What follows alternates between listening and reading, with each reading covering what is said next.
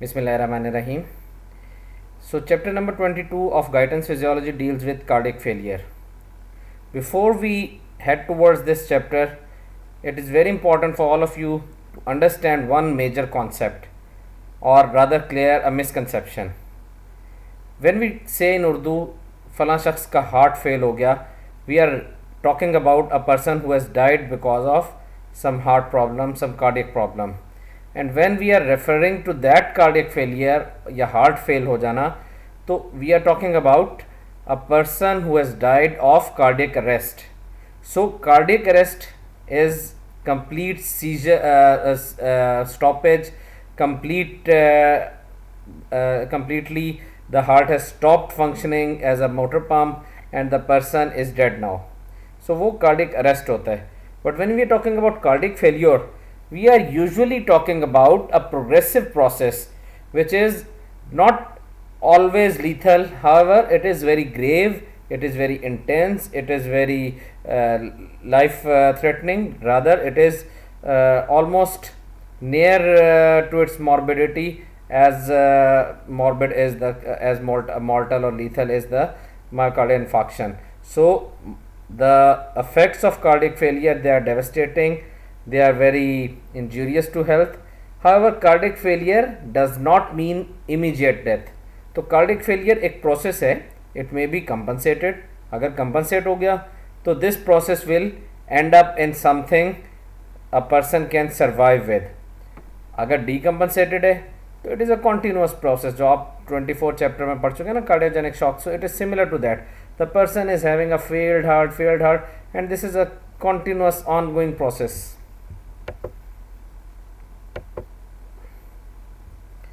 So, by definition, it is a state in which the heart cannot provide sufficient cardiac output to satisfy the metabolic needs of the body. So, as a pump, as a motor pump, the heart is failing. It is commonly termed as congestive heart failure. So, I can highlight this, since symptoms of increased venous pressure are often very prominent. The causes may include that it is a common endpoint for many diseases of cardiovascular system.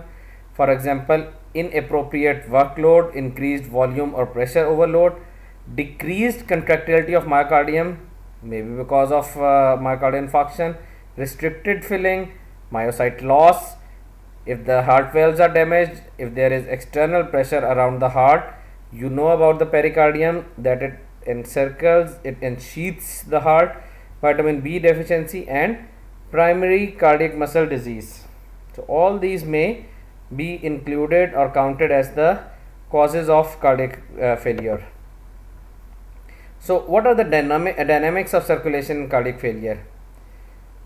Whenever a person is having a normal heart, this point A is the normal operational range, that this person will be having a zero right atrial pressure. Remember this, that the right atrial pressure is the receiving end of the heart. So at this receiving end, the person must be having a zero right atrial pressure. In order to provide the person a proper venous return, a proper appropriate venous return, the person has to pump to return the blood back to the right atrium at zero pressure. अगर right atrium का pressure बढ़ना शुरू हो जाएगा तो क्या होगा? Backlog होना शुरू हो जाएगा. Veins will not empty into the heart as efficiently as they are working without any pressure. So the receiving end should be practically devoid of any pressure. So this is the normal operational range. At A point the cardiac output is 5 liters. और अगर आप पिछली recall करें अपनी जो हमने cardiac output और venous return curves पढ़े थे, this 5 liters is the cardiac output as well as the venous return also crosses at the same point. So venous return का बस ग्राफ इस तरह आता है, ऊपर से नीचे, like this. ये जो मैं ड्रॉ कर रहा हूँ आपको एक इमेजिनरी लाइन ड्रॉ कर रहा हूँ. सो या अगर हम इंसर्ट करना चाहें तो we can insert particular shape. Okay, leave it.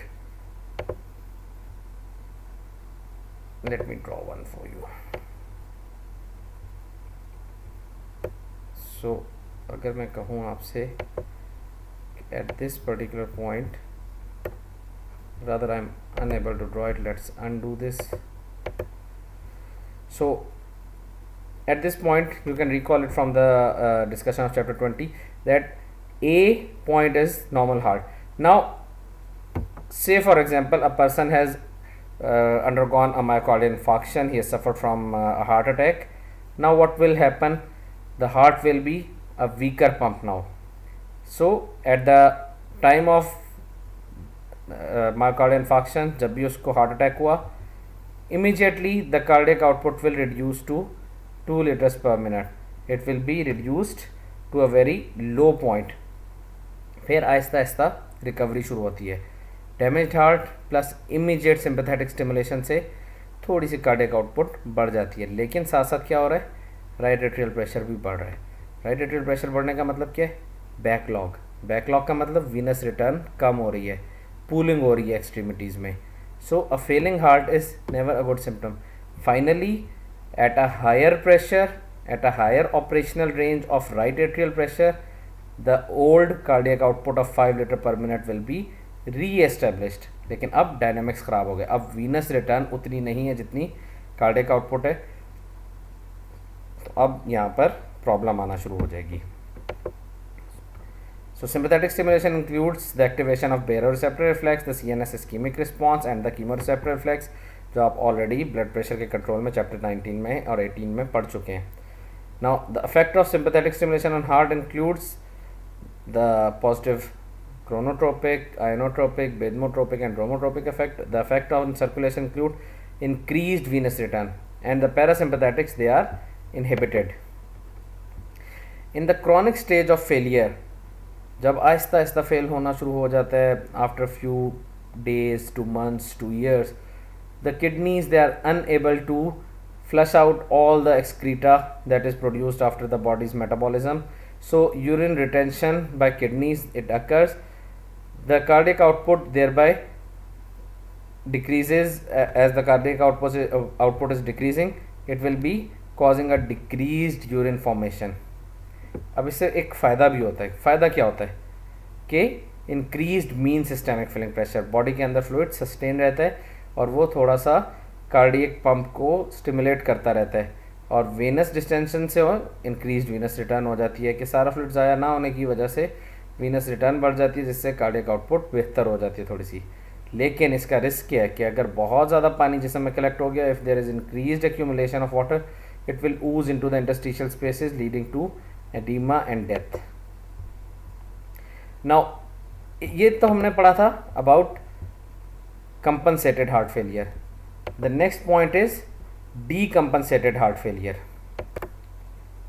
Now what will happen in decompensated heart failure, that the first few points are the same as they were in the compensated heart failure, that initially the heart will try to come back to the normal operational range was 5 liters per minute.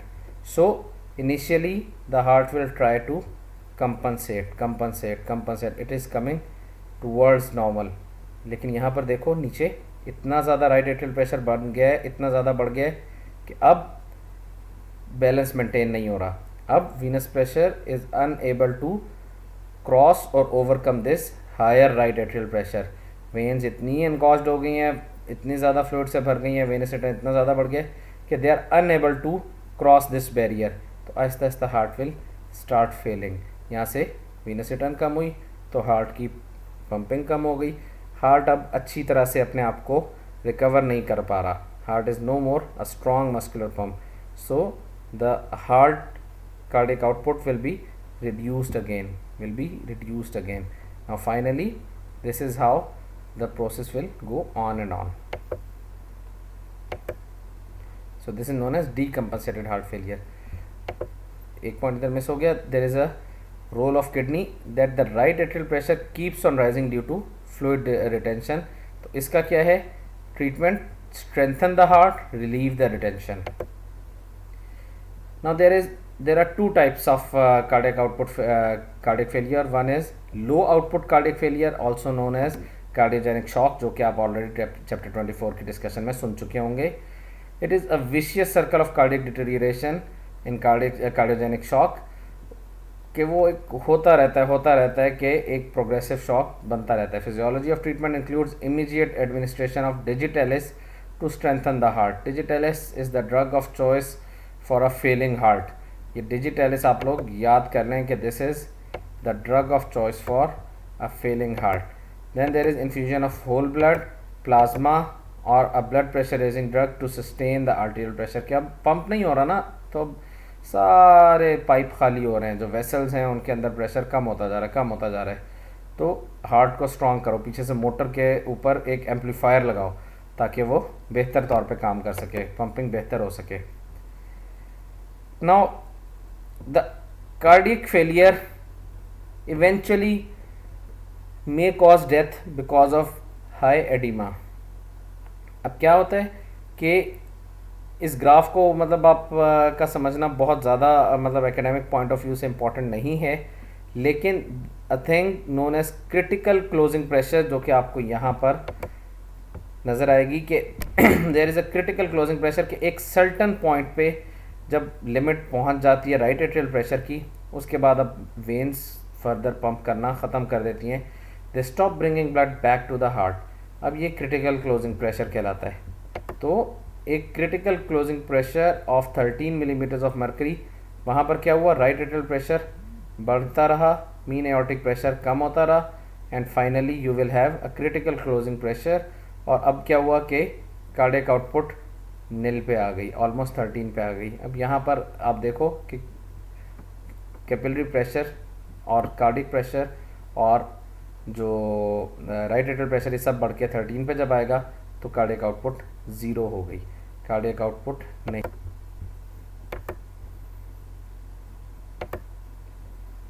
Now as there this fluid retention is prolonged, the edema it still persists, and now the heart failure will cause decreased glomerular filtration. There will be a response that the activation of renin-angiotensin and increased reabsorption of water and salt by the renal tubule, which will in turn cause increased aldosterone secretion. इसको इसमें बताया गया है, इसके साथ इसमें बताया गया है किडनीज के ऊपर इफेक्ट. और अब एडिमा का इफेक्ट लंग्स के ऊपर.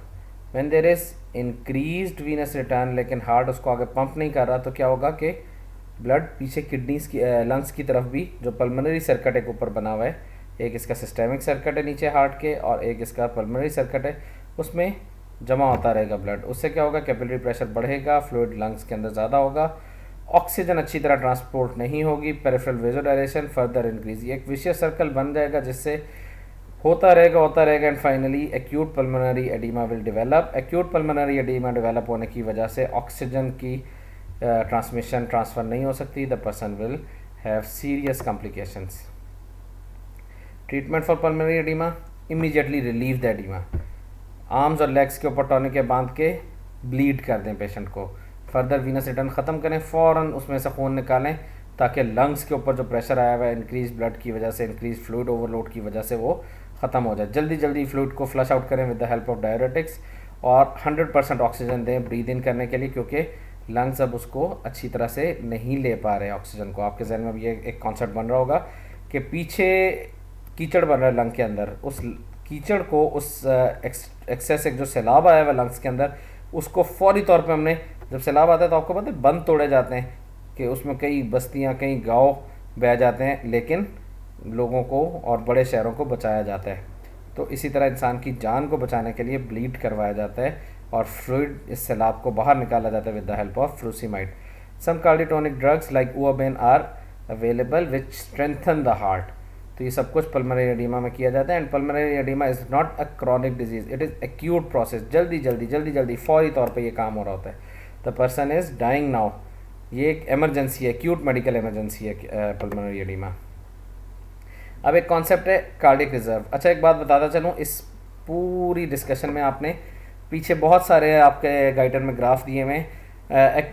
कोई एकेडमिकली उसको पढ़ना चाहे तो ठीक है, एग्जामिनेशन पॉइंट ऑफ व्यू से वो बहुत ज़्यादा इंपॉर्टेंट नहीं है. इसके बाद जो हमारा एक यूनिवर्सिटी क्वेश्चन आता है times, cardiac reserve. This is the maximum amount the cardiac output can increase over and above the normal. यानी कि अगर नॉर्मल 5 लीटर्स थी तो अगर 300 टाइम्स ज़्यादा हो गई तो इसका मतलब है 15 लीटर्स पर मिनट मज़ीद हो गई तो टोटल 20 हो गई। तो जो 300% है ये कार्डियक रिजर्व है। तो एथलीट्स का ये 400% होता है तो उनकी कार्डियक आउटपुट बढ़ के 25 लीटर्स पर मिनट तक जा सकती है, और एट टाइम्स 500 से 600% भी ज़्यादा हो सकती है एथलीट्स में। Can be zero for diseased heart, मतलब उसमें जितना है 5 लीटर्स पर मिनट उतना ही है, जैसे कार्डियक फेलियर की मैंने बात की। एक सवाल मैंने लिखा है can it be less than zero. सोचो ज़रा, दिमाग में लाओ।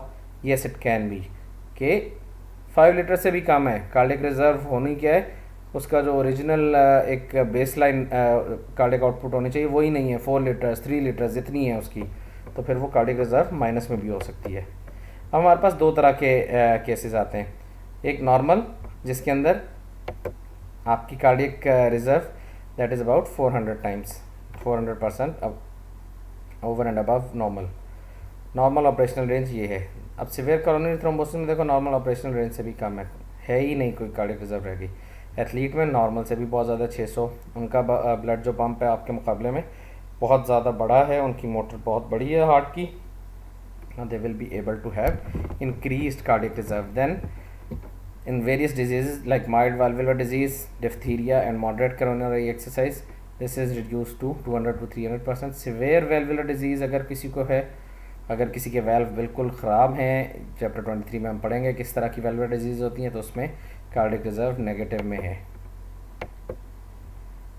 एक्सरसाइज टेस्ट से कैसे हार्ट को टेस्ट किया जा सकता है कार्डियक फेलियर को, उसको ट्रेडमिल पर डालें, look for shortness of breath कि वो कितनी उसको सांस चढ़ रहा है, muscle fatigue and increased heart rate. Now the graphical analysis of cardiac output के AV फिस्टुला में ये बहुत हाई हो जाती है कार्डियक आउटपुट। अब ये मुख्तलिफ ग्राफ्स दिए गए हैं कि नॉर्मल आपका जो ग्राफ है वो ये है, एक्यूट हार्ट अटैक के बाद इतना कम हो गया, ये वही ग्राफ जो हमने शुरू में पढ़ा था उसको फर्दर वीनस रिटर्न के ग्राफ्स के साथ शो किया गया। इफेक्ट ऑफ सिंपैथेटिक रिफ्लेक्स से बढ़ गया and compensation during the next few days में ये इधर तक पहुंच गया। ये वही पहला ग्राफ है जो रिवाइज हो रहा है। एंड सिमिलरली जो डीकम्पनसेटेड कार्डियक फेलियर है उसमें भी वीनस रिटर्न के कर्व साथ शो कर दिए गए, ये हम पहले समझ चुके हैं। हाई आउटपुट कार्डियक फेलियर क्या होता है कि जहाँ पे ऑपरेशनल रेंज 5 लीटर्स के बजाय बहुत ऊपर चली जाए। बेरी में ऐसा होता है और एवी फिस्टुला में ऐसा होता है। एवी फिस्टुला में क्या हुआ कि आपका जो कैपिलरीज का एक पूरा सर्किट था वो बाईपास हो गया, आर्टरीज और वेन्स डायरेक्ट इन कनेक्शन आ गई। एवी फिस्टुला हम बनाते हैं जो पेशेंट्स डायलिसिस पे जाने वाले हैं उनके लिए, उनके ब्लड को क्लेंस करने के लिए। तो उसमें अब एक समझ लें कि बफरिंग एक्शन ख़त्म हो गया, टिश्यूज़ एबट हो गए, टिश्यूज़ बाईपास हो गए, डायरेक्ट आर्टरीज से वेन्स में ब्लड चला गया, जिससे कार्डियक आउटपुट वीनस रिटर्न बहुत तेज़ी से बढ़ गई और कार्डियक आउटपुट भी उसके रिस्पॉन्स में बढ़ना शुरू हो गई। लेकिन हार्ट पे इतना लोड पड़ा कि वो फेल होने लगा, this will lead to cardiac failure. Now the second thing is बेरी से क्या होता है कि वेजोडायलेशन हो जाती है, विटामिन की कमी की वजह से एक आपकी डिजीज़ होती है जो आपने बायोकेमिस्ट्री में पढ़ी होगी डिटेल में, अभी उसके डिस्कशन का टाइम नहीं है, लेकिन जस्ट वेजोडायलेशन हो जाती है पेरिफेरल, जिसकी वजह से वीनस जो आपके हार्ट के ऊपर वर्कलोड है वो इंक्रीज़ हो जाता है। So this is about chapter 22. Thank you very much. Hope you are preparing for the test which is planned on 17th of August inshallah.